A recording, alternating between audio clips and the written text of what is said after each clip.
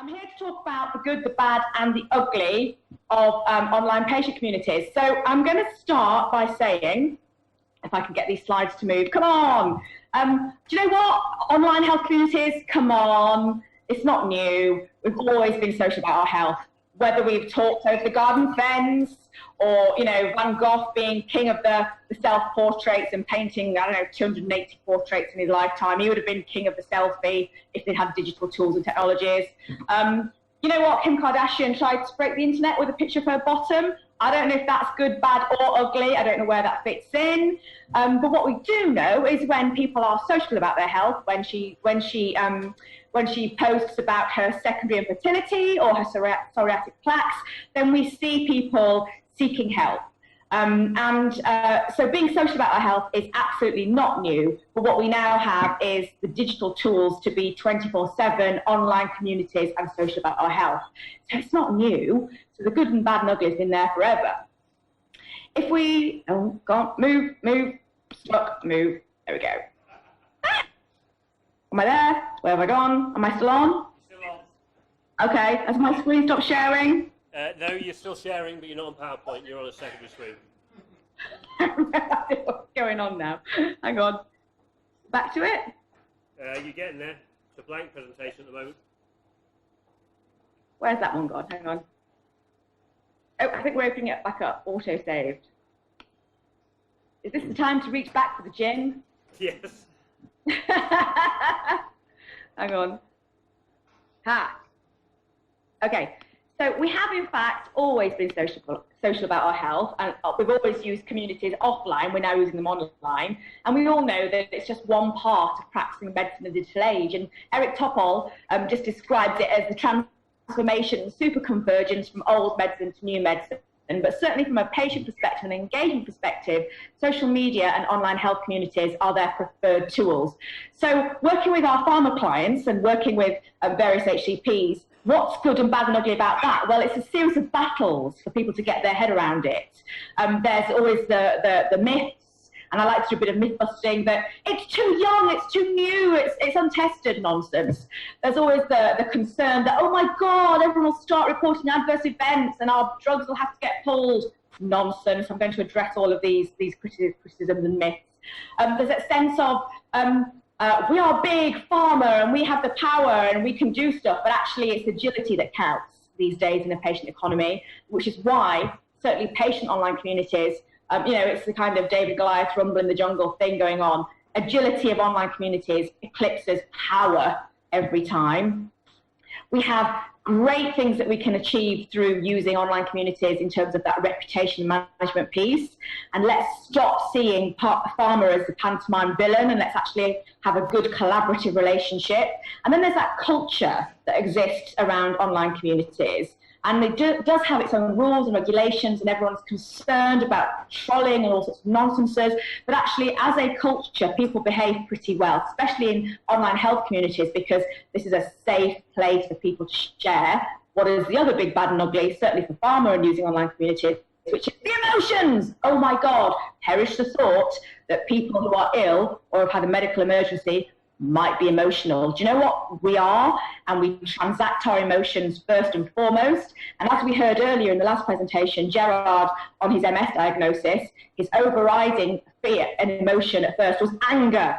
And in online communities, we really see this anger manifesting, and it's a very good technique. But what happens to our pharma clients is they just can't deal with that anger. So to them, the kind of emotions that are transacted in online communities are very ugly. So what we have to do is help them to understand that this is an emotion, we can deal with it, and we can provide what's called therapeutic affordance if we use online communities for the good, not the bad, and not the ugly. So here we have it, the summary of, in academic terms, it is the therapeutic affordance of social communities. And there are numerous now examples, studies, it's very strong in the academic literature actually, that being a member or participating or building or supporting or encouraging a social health community achieves the following things. It does improve compliance, it does identify areas of unmet need, it generates new hypotheses for trials, supports reimbursement of a product when you're seeking approval, it absolutely improves that patient-physician relationship, because the tools and the sharing and the downloadable and the conversations that come out of online health communities really facilitate and make the most of that patient-physician interaction, and ultimately enable self-care. So this is absolutely under the overall umbrella and the auspices of a therapeutic affordance. So what we are now seeing is that HCPs are actually prescribing that people participate or join an online health community. And what does this mean in terms of patient engagement and patient confidence? Well, what we've seen is that actually the pre-treatment interval is the most frustrating for 65% of patients across any kind of therapeutic group. So when they're going to an online community to start to understand their condition or to understand symptoms or to get some help and support, then that frustrating period, Gerard described it, as that anger of what's going on, that can really be helped when people participate in these communities. And, there are all sorts of facts and figures on this slide, but one thing that always jumps out to me is that certainly in cardiology, there's actually been a 300% increase in patient referrals from online communities and patient channels directly to a cardiologist. So people are going into these communities to get peer-to-peer referrals and bypassing a lot of the health systems that we're used to. So there's a huge impact on that patient journey piece too. So we see that online health communities are in fact a part of every stage of medicine. And there are some big organizations along the bottom, and I'm sure that you're familiar with a lot of these. But from awareness through to loyalty, we see the involvement of online health communities, and that's patient and physician communities and public communities at every stage of medicine. And what's also interesting is, from the pharma perspective, these online communities are in fact very wisely used by pharma at every stage of their drug development process. And you can see some pretty recent Risonale 2065 futuristic reference there. That should be 2015. What we can see is that from that disease prevention piece right through to the other end of the scale and the corporate social responsibility, we do see that pharma does competently and confidently use online health communities as they develop their drugs and settle their drugs into that real-world experience. So it's really a great opportunity for better partnership and better collaboration and better citizen health overall. Let's address those individual ugly bits then. Well, from a pharmacovigilance perspective, the online health communities, the adverse event reporting is almost hysterical, as in, oh my God, it's the Achilles heel. We'll start having a huge rise in adverse event reporting. Well, actually, we need to look at it from a different perspective. From an efficacy perspective, what we're starting to see is that there's a sense that how people engage and use social media data and share their testimonials and symptoms and treatment in communities is almost a new health vital sign. So we have the opportunity to really understand how people's lives are every single day. So we get to check the efficacy of our treatments. From that safety perspective, well, there are significant limits of traditional pharmacovigilance, and we know that within our system. But let's look at what the data and what the reports from social health online communities can provide us in terms of safety. So what we see is potentially early detection of AEs. The reporters are known to be younger. They report less serious adverse events and fewer types of AEs. So actually that's a very interesting concept when you think about, if we have these report systems, we don't necessarily have the big catastrophes that we have in medicine. Thinking about the thalidomide crisis, those signals, those safety signals would have come through much more rapidly. We think about the COX-2 inhibitor crisis of a couple of years ago. We would have had reporting come through and validated through our online health communities, as well as waiting for physicians to report. So we need to change our perspective and not be afraid of increase in adverse event reporting to online health communities, because actually that's a huge safety check, certainly for our pharma clients. On the agility versus power bit, well, what we do know is that social health prescribing and support really does provide great information, real-time, 24/7 agility of care. It provides the level of care and support that you can't get if you're struggling to see your physician. And let's not forget that online health communities are also very well subscribed to by physicians themselves. So you can actually get access to medical health communities, so doctors can share their case studies and their unknown diagnoses within their communities too. So we are really getting that informational and emotional support. We're getting unbiased information about patients' experiences, and that's really guiding clinical conversations. So we are really starting to allow ourselves to compare and contrast and sensibly share our data. And what we do know is participating in either social media campaigns or specifically within online health communities has really changed from just being somewhere where people talk to something that has the ability to motivate and change medicine. Now, I find this quite fascinating, especially when we look in the area of aesthetics. And last year, I was invited to present at the J&J Institute to their aesthetic surgeons. And it really it blew my mind, because I've spent the past 22 years in what I would, somewhat piously, I suppose, think are the noble diseases and the noble conditions. So when you're asked to present the value of social health channels and online communities around cosmetic surgery, for me, I was kind of thinking, well, where's this going to go? But what's interesting about people who choose to have an aesthetic procedure is they are making a lifestyle choice, but they still have to reach out to a surgeon or to an HCP. And what's interesting about those online health communities, and the one at the bottom here is My Amazing World, is they are mercenary. The patients and actually also the surgeons that participate in these communities, it's a straight up dialogue. It's literally, who's got the best kind of surgery?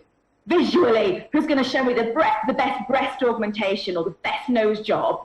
And for us in the pharma world, that's quite difficult with our sedulous behaviours, and we have to kind of behave appropriately and always think about our interactions. But in the world of aesthetic surgery, it's all in, and let's have a very open dialogue. And those communities are very forceful and very accomplished in how they augment physician and patients' interactions. It's quite a fascinating approach. What we also know on the ugly part of this agility is that when we're looking at pharmaceutical product development, is that participation in online health communities does have the ability to sink a trial, and that's bad news. So this is a quote from a paper in Nature Medicine in November of last year, and this family here, this is Adeline, and her son has Duchenne's muscular dystrophy. So what happens with people with rare diseases is quite different, or the carers of people with rare diseases. So, literally these people will share the results of the drug that they're taking as part of a clinical trial, and they'll say, well, is your child having an effect? My child isn't having an effect. And they'll sink the blinding of trials. And who can blame them? If your child, I'm a mother of 4, if your child has a life-threatening condition and you have a way to get into active drug, then you're going to do it. That's human nature. And I think it's very much like the egalitarian behaviours of, the pursuit for HIV medicines back in the early 90s. And this is what we see with people with rare diseases or carers of people with rare diseases. They can use these online communities to unblind trials and to sink trials. It's a very ugly part of the utility of online health communities. And we need to advise our pharma clients. They need to have a plan for how they communicate with people in their trials as to why we need to keep these trials blinded. But we're going to have to find the right dialogue to really reach an appeal there. From the cultural perspective, well, be frozen again? In time? No, I can't see anyone's face, so it's very difficult. You're still live there. Yeah, I can't see if I'm being liked or loathed right now. All I can say is you've got a rapt audience. People are taking notes. It's great. There's a few cheers going on. You just can't hear them. Some star jumps, that sort of stuff. But cool. We can see your PowerPoint's gone again. It's coming back in. And of course, I'll share all these slides, and feel free, I'm D'Arcy Emma on Twitter. Please, have a dialogue with me. I'd love to have a dialogue with you. I'd love to kind of talk this through with you some more. From the actual culture and community perspective, well, we do see, and it's a bit good, bad and ugly for HCPs and for pharma, we see social prescribing. So within communities, people are diagnosing and prescribing, and we do have the opportunity to go directly to patients and HCPs, and that's scary shit for pharma, because we're always told we cannot communicate directly with patients. But of course, patients are directly communicating with each other. They're prescribing, they're diagnosing. They don't have the science and the expertise that our HCPs have and our pharma companies have. So we absolutely need to change the culture and actually enable sensible discourse between all parties. That's the only way to keep scientific credibility and accuracy in our system. We do know that when that interaction happens, it actually augments relationships and it builds confidence. So there's two things that we need to do. Being absolutely recipient, social prescribing does happen in the online communities, and it's not going to stop. So what I think we need to do is absolutely change and facilitate sensible conversations, sensible interactions. We need to train up those online patient opinion leaders so that we've got confidence in how we engage. And let's bear in mind, this is the concept of the ear for the unheard.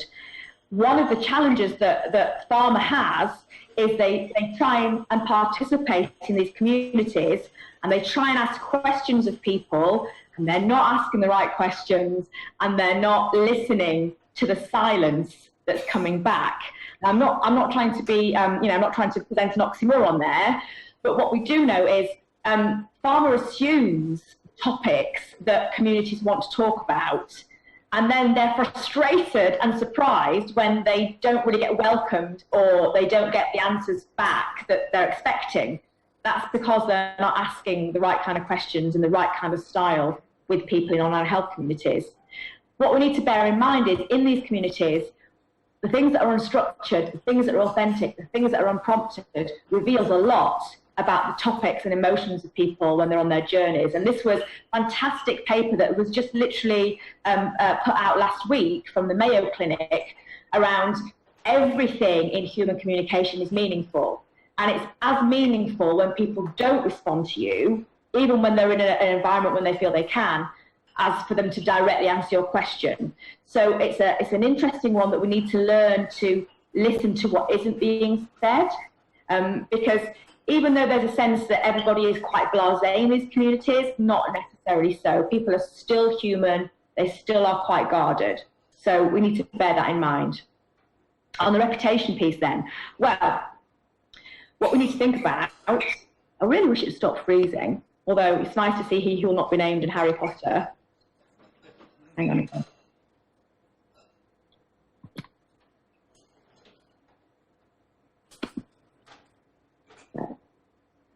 Streets keep freezing, but your recovery speed's quite good too. So, well, let's hope the same can be said of my dislocated toe, because frankly, being housebound and having to put my feet up and manage 4 children is just really not. They're not going to let me get away with that for much longer. I've heard that gin is the answer. Okay, on the reputational piece, well, this is about worth, really. It's worth to a company and it's worth to practice.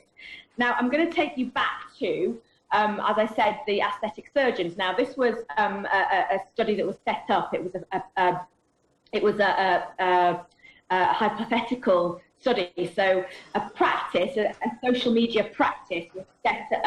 A cosmetic surgery practice was set up in Beverly Hills, and the investigators decided to invest $1 in each of these different kind of marketing and advertising sources. And you can see on the top of the slide there, Real Self is an online community and it's a rating community through to general SEO, general social media platforms. And actually, what we saw was that for every $1 invested in those kind of techniques, this was the return on investment in terms of procedures booked per month in that practice. So that's quite shocking. Overall word of mouth, $56,500 worth of procedures were booked per month from using different social media sources and web sources, and Real Self generated $9, $1 invested, $9 return in terms of participating in an online health health community. So what we're starting to see is that social media resources and actually online health communities, they're starting to provide a financial worth in return, a return in business, certainly from cosmetic surgery. So whenever we're asked to propose communities or social media practices to our pharma clients, and we always get that question, well, what's the ROI? Well, we're starting to see the ROI coming through. Certainly it's starting from aesthetic surgery. Let's see how it translates through. But in terms of reputation and then participating in online health communities, well, to a pharma company, oh, it really doesn't like doing this, does it? Recovery. It's actually about being trustworthy. So, opening it again. We're almost at the end, guys, so don't worry. We're not going to have too much of this freezing. Right. So we're looking at financial worth, but also we need to look at being trustworthy. And overwhelmingly, when you participate in an online health community, it increases your trustworthiness. So some recent papers here, even though we're in an era where people are quite concerned, how's their health data going to be used, Cambridge Analytica debacle, do I have privacy online? Even in that era, even in that environment, when a physician is online and participating and communicating in patient groups, when they are active within patient communities, it's really got a positive effect on the number of patients in that community who then want to respond back. So this fear of data being scraped and mined and used poorly, and this fear of loss of privacy is eclipsed by enabling a relationship between people in the community. That still dominates. That said, it's called social processing. So there isn't a uniform impact. PERP stands for Patient-Empowered Relationships with Physicians. Really ridiculous acronym, and it's not an easy one. But basically that's about a patient's confidence to interact with a physician. So there isn't a uniform impact. So we have to be very careful about how we engage in communities, because if we are being discouraging and saying to patients, march on in there, go and see your GP and tell them that you've been speaking in your online community and this and this, and my neighbour got this treatment and you're not giving it to me, that's really not great. So whenever we're asked to, I guess in the agency world, if ever a client is coming to us and saying, I really want you to be part of an online community and get these patients to feel empowered and go and lobby their physician, think carefully about that, because it's probably not going to work. What we do know is when we engage with the right kind of content in online health communities and actually facilitate positive relationships and more of a questioning dialogue between a patient and physician, that's a better response. So we don't just go into these communities gung-ho on behalf of our clients. We absolutely test the waters and make sure that we are trustworthy in how we interact too. Final piece then, the biggest piece, the emotions. So, God help us, people are angry, they are upset, they are in fear. And overwhelmingly, the first emotion that anybody has, whether it's a medical emergency or a chronic condition, or they dislocate their toe on a Sunday night, the first emotion is fear, and that usually manifests as anger, which is why we swear, which is why we criticize drugs. So patients don't have that filter that an HCP has or that Pharma has. So they absolutely will say they hate something, or they loathe something, or they love something. It's very much like those teenage roller coaster of emotions when you hate something one minute and you love something the next minute. So the dialogue within these communities, it's not to be taken with a pinch of salt. I'm not condescending, but we have to expect that people transact in a very emotional sense of communication. It's not the sedulous science that we communicate. with, because we are in that GAFA generation, that Google, Amazon, Facebook, Apple generation. So actually, people do share their data, they are emotional, they are risk-taking, they have a very short attention span, and they want to donate their data. So we have to really be mindful that when we are interacting with people or trying to build relationships with people in online health communities, it's a hotbed. I mean, people are literally going to be full of all sorts of emotions. So how they interact in these communities is really, really out there compared with how they'll be face-to-face. And what we always have to remind ourselves of is, if we're trying to work with people in online health communities, is actually patients live with their conditions every single day. So when we're coming at them either as an HCP or from Pharma, we're only coming into one teeny tiny part of their lives. And the online health communities are there with them, living with them every single day. So they're very, very important to them. It's really starting to bug me now. Are we going? Yeah, we're still here. Thank you. I almost think I might not go into the main show because it seems to stay. I mean, it's pretty big presenting there, right? So you can see this. I think it'll be fine if you want to stay in that view. So what we know is that patients want, these are kind of my take-home messages. Patients want social proof. They want a social flow of evidence. Physicians, HCPs, pharma, regulators, they're always going to want the clinical data pack. They're always going to want the science. But patients want social proof, and they want them through their communities. And online health communities really increase the merits of any product, any service, any pharma person, any HCP, all of those good things. They want to be socially proved through their online health communities. But my final point is, as part of that, we cannot ignore the health literacy gap.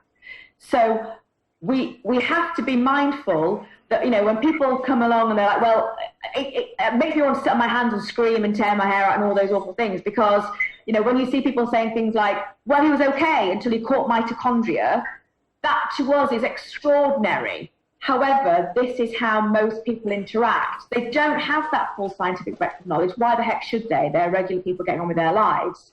So they are bite-sized piece, grazing, driven by emotions. And so we have to be mindful that we cannot engage in online health communities unless we are sensible and just bear in mind there's always going to be a health literacy gap. That's really all I wanted to say. So I've given you lots of academic papers, I've given you broad pictures, I've kind of spoken you through what I think is the good, the bad and the ugly. Overwhelmingly, I think the ugliest thing is that you know, pharma companies are not tangibly and consistently building communities for patients, nor are they stepping in and really understanding how to have good dialogue with people in these communities. And I think there's something that we all need to work on there in terms of that trust transaction. So I would say the ugliest thing really about online health communities is that pharma are being too reticent to really understand how they operate and to get more involved.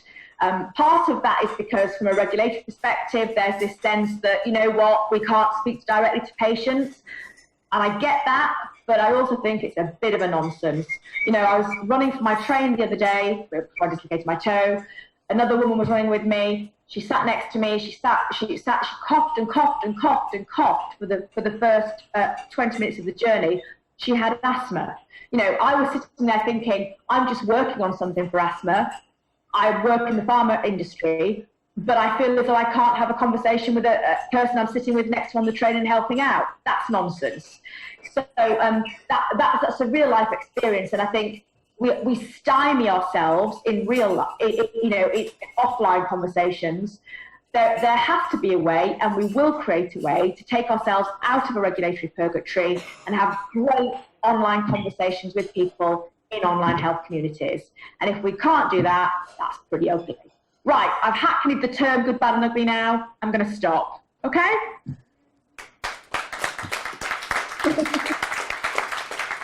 God damn it. I'm really sorry that was so clunky. I hope you got something of worth from it. I hope it was okay.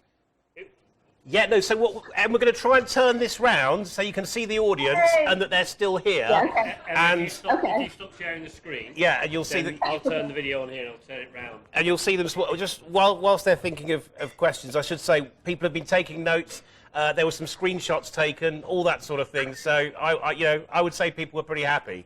You couldn't see them, but they were here.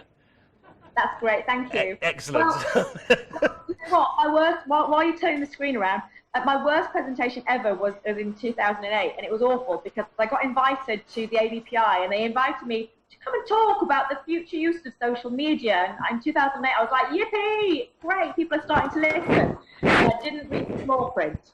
So when I got there, what I discovered was actually it was the ABPI's legal day. So I had a room full of 250 pharma lawyers just shaking their heads at me and going, oh, we're never going to use it. I was hated. They didn't want to hear a thing I had to say.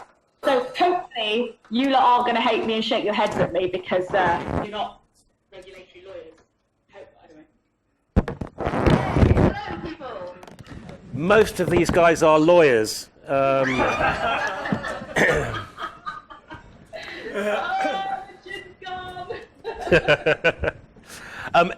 Any questions for Emma? Go for it.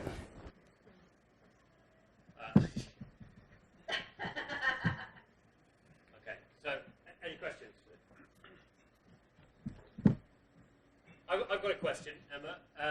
So you've talked about how you think Pharma should step up and understand more about communities and engage more. So my question is, have you an example from your extensive experience of where someone has done that effectively, and without naming names, we could at least maybe understand the therapy area and what you thought made that work? Yeah, there's been actually there's a recent one that I absolutely love, and it's called MS in the 21st Century, and Merck, German Merck, not MSD, have sponsored it, and it's an online community, and people are, and it's actually much more scientific, and people are allowed to share their symptoms, and then it's got the right tools in it in terms of go and have a nice sensible conversation with your doctor, and that's been a really good platform. There's also been one that the company I work for hasn't produced any of these, so I'm not like trying to show off. You don't have to yellow card me for sales.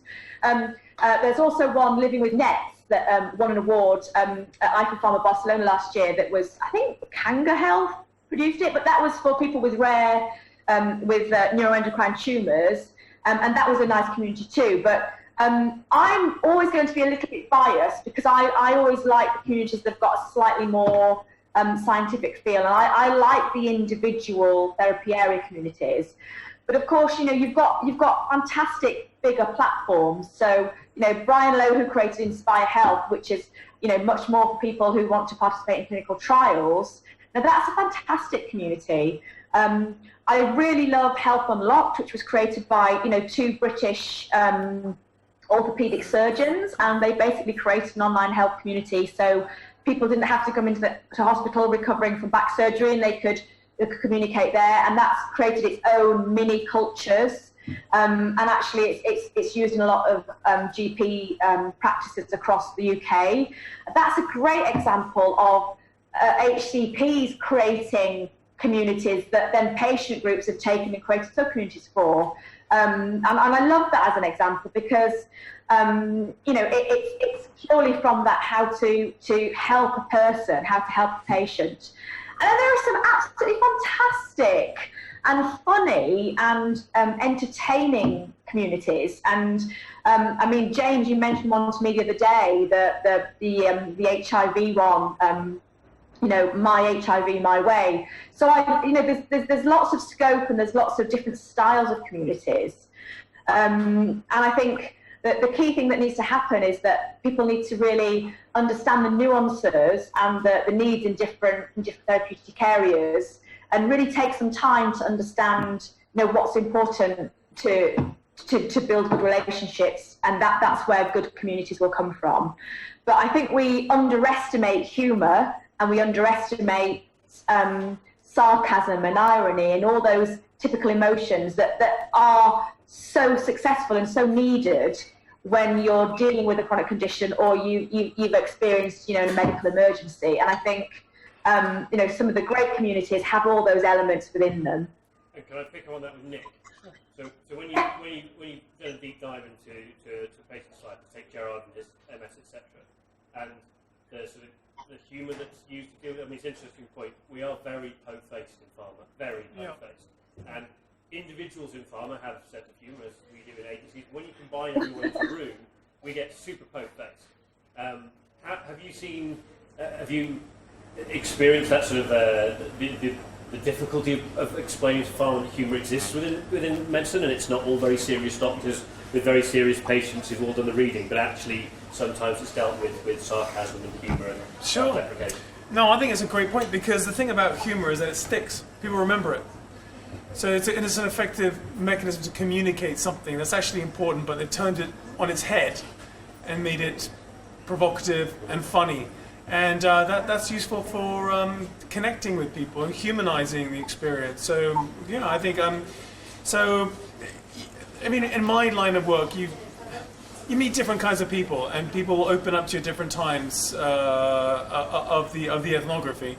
So I don't quite know when it will happen or how it will happen or if it does happen, but when it does, it's always memorable, and it's always something that you can learn from and easily share. So it's something that's a better. And I'm going to ask you another question, not related, but for what you do. How much do patient communities and online communications play a part in building a patient journey? So when you're building a journey, you're looking into a patient, do you research into communities? Is it part of what you do from an ethnography point of view? Sure. Well, I haven't used them as much as I probably should. I think it's a great, and I haven't used them, so I don't know. But it gets me thinking from Emma's work that it's a great way of sense checking the landscape before you do a deep dive. And so understanding the issue, and then going back to your participant, the patient I'm spending time with, and saying, look, it shows that you're informed, you're taking the time to look around to hear other people's voices, and you can sense check what you've learnt online with the patient that you're with. So I think it could be really valuable, yeah. It's kind of like doing your due diligence, isn't it, before doing your ethnography? Yeah. Emma's now covered in something. What is that? What have I done? What? There's something in the middle of the screen. There you go. It was my side, not your side, so hang on. I just pressed stop share. Can you do anything illegal? Yeah, you're now giant on the screen. Your first time to see it properly. What a joy to you all.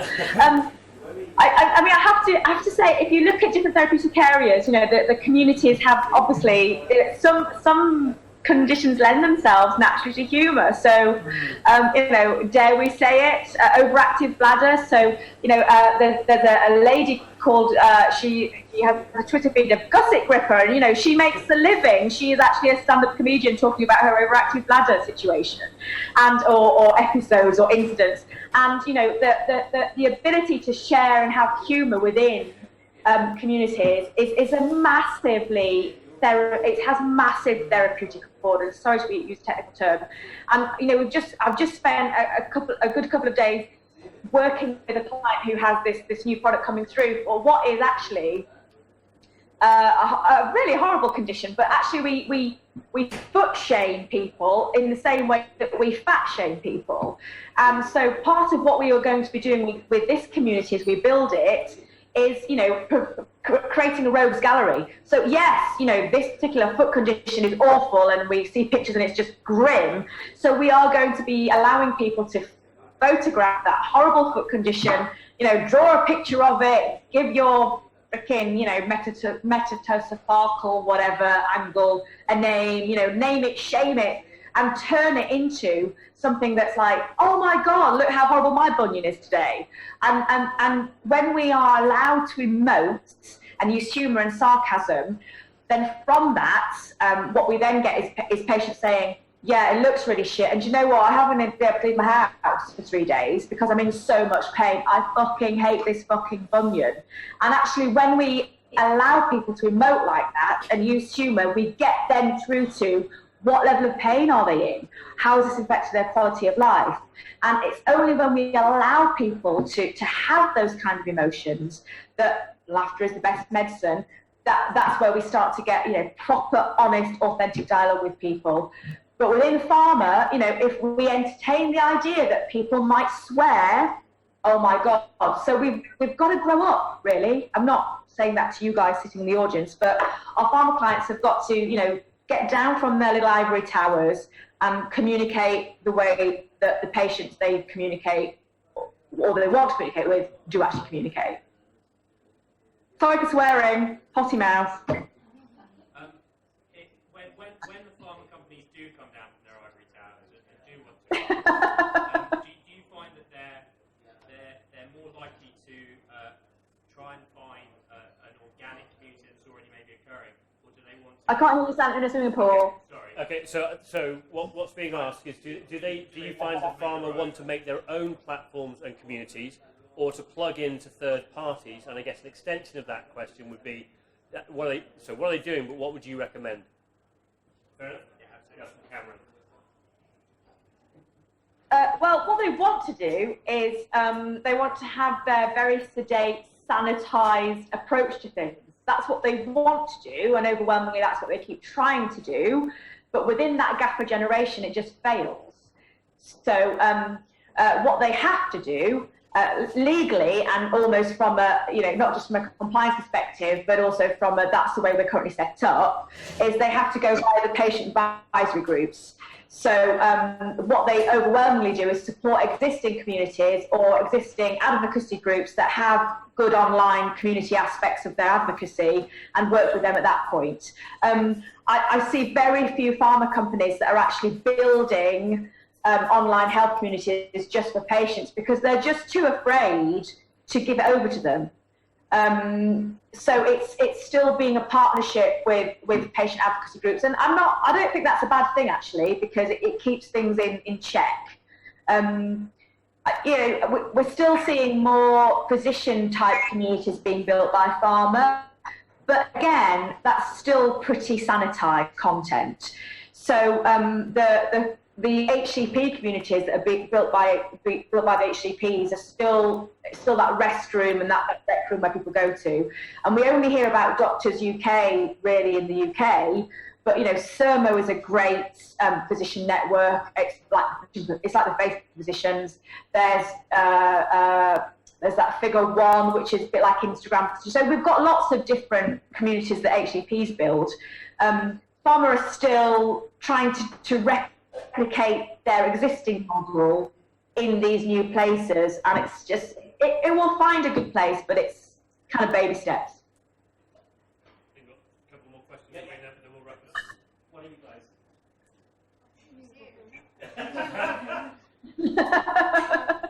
Sorry. It's not really a question. It's just that from my perspective, it rather seems that rather than being patient-centric, so focus on the patient, it seems more that it's one way. Like the pharma is reaching the patient to gather info, and therefore, what is the benefit for the patient? I think my perspective should be that the pharmaceutical sector and the healthcare communication agency should try to empower the patient by communicating more effectively on a disease area, on the virus therapies that are available, so that they can make an informed decision. The fact that the patient consults with another patient is probably because doesn't understand otherwise. It's probably because the information is not available online, or if it is available online, it is not. They cannot understand. So I was wondering whether there is any willing from the pharmaceutical sector and the health care agencies to reach to everyone, to the wider community, and not create smaller communities where you participate only if you are interested to. Not everyone wants to be part of the community. There are some people that they are more reserved, for example. I think I've probably been a bit mean to pharma as a whole, and I've really archetyped them there as the big bad wolf. But some of the smaller companies are doing an absolutely exquisite job. And by that, I mean companies like Pharma, who are a dermatology specialist company. They create really good communities, and they join in with existing communities. They provide good repositories and information, and they are really transparent in their objectives. You know, they are. I think maybe it's because they're completely focused on dermatology, so they're not trying to be everything to everyone. They want to be the best skincare company, and so they want to know how to do that. And there's a company called CLS Behring, which is an Australian company, who literally their chief medical officer says to all the people in there, if you're not here to help patients, I'll help you find another job. Now, that's pretty blasé and very antipodean, and I've got lots of Australian friends, and they are very blunt like that. So I think I think what comes from this is some of the smaller companies, they can be more agile. You know, they are. In the power battle that I described earlier, it's that kind of, the agility versus power. So the smaller companies are more prepared to take more risks in true patient engagement. So the communities that they support and they develop, some of their initiatives are fantastic. I urge you, go and look at Leo's what have you given up? What have you given up for your psoriasis? And it literally it had people saying, oh, I'm giving up my swimming costume because the last time I went swimming, someone said I shouldn't be in the pool because I look like, it's all these awful things. I'm giving up my, my best dating top because I can't go out and flirt on a first date in this top because my skin's so awful. So again, what this does is, this is the kind of company that has allowed people to emote first and then look at the pathology or the symptoms. And I think it probably speaks to what you said in terms of your presentation on the ethnography. Online communities work, and farmers' involvement with them work when they allow people to emote first. Let people emote first. Yeah. That seems like a. I'm going to come round and hang on. Yes, that seems like the right sort of place. Guys, could you very visibly clap for Emma there? Thank you so much.